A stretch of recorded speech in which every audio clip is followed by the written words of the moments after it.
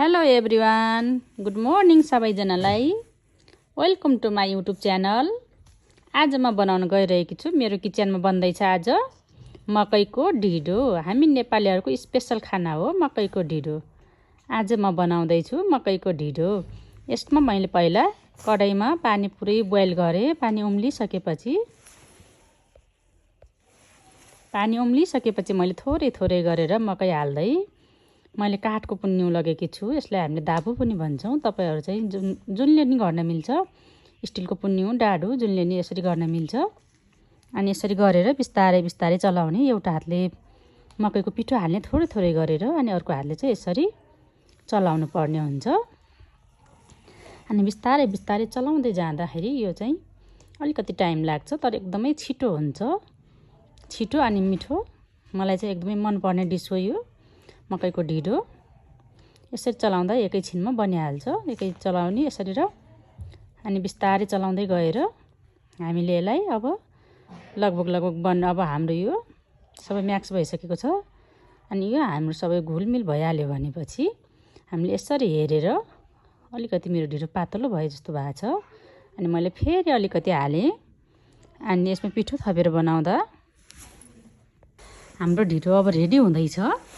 अब यसमा हामीले अलिकति बनिसकेपछि अनि बिस्तारै बिस्तारै लस्काउनु पर्ने हुन्छ। कहीँ कतै यसको रहेको डल्लाहरू, मसिनो मसिनो डल्लाहरू हुन्छ, डल्लाहरू फुटाउनु पर्ने हुन्छ। डल्लाहरू फुटेन भने नि काँचो हुन्छ। डल्लाहरू फुटाउँदै हामीले पकाउँदै गर्नुपर्ने हुन्छ। एकदमै छिटो हुने डिस हो यो चाहिँ, अनि एकदमै मनपर्ने डिस। खास गरी बच्चाहरू र बुढाहरूको लागि चाहिँ हेल्दी पनि, मलाई त टेस्टी पनि लाग्छ।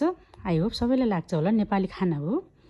अहिले त विदेशहरूमा पनि सबै ठाउँमा यसको राम्रै देखिरहेको हुन्छ, खाइरहेको हुनुहुन्छ सबैजनाले। अनि कोदाको पनि खाइन्छ यसरी। र आज चाहिँ म मकैको बनाउन लागेको छु, कोदाको अर्को दिन बनाउँछु भनेर। यसरी हाम्रो ढिँडोहरू बनाउँदै बनाउँदै जाने। यसलाई हामी लस्काउने भन्छ। यसरी मैले काठको यसै पुन्युले लस्काउँछु। अनि लस्काएर बिस्तारै बिस्तारै आत्तिएन हुन्न। आत्तिएर कहिलेकाहीँ फेरि कडाई ढल्ने, कडाईबाट पोखिने, छिटाहरू यसको आउने, हातहरूमा पोखिने हुन्छ।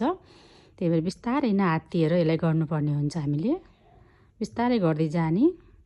मकैको ढिँडो मलाई चाहिँ सिस्नुसँग अथवा खसीको मासु, कुखुराको मासु, जेसँग पनि मलाई त मनपर्छ। गुन्द्रुक ढिँडो पनि मनपर्छ। तर आज चाहिँ मेरो किचनमा कुखुराको मासु पाकिराखेको छ। त्यही त चिकन करी र ढिँडो खाने भनेर केटाकेटीहरूले नै जिद गरेर बनाएको मैले। उनीहरूकै जिद्दीले गर्दा मैले बनाएको आज। सबैजनालाई एकदमै मनपर्ने हुनाले हाम्रो घरको चाहिँ विशेष खाना हो यो। गुन्द्रुक बनाउँदा नि ढिँडो, सिस्नु बनाउँदा नि ढिँडो, अनि मासु बनाउँदा नि ढिँडो, जे बनाउँदा नि ढिँडो खाऊँ भन्ने मेरो केटाकेटीहरू छन्। आज म सबैजनाको लागि ढिँडो बनाइरहेको छु।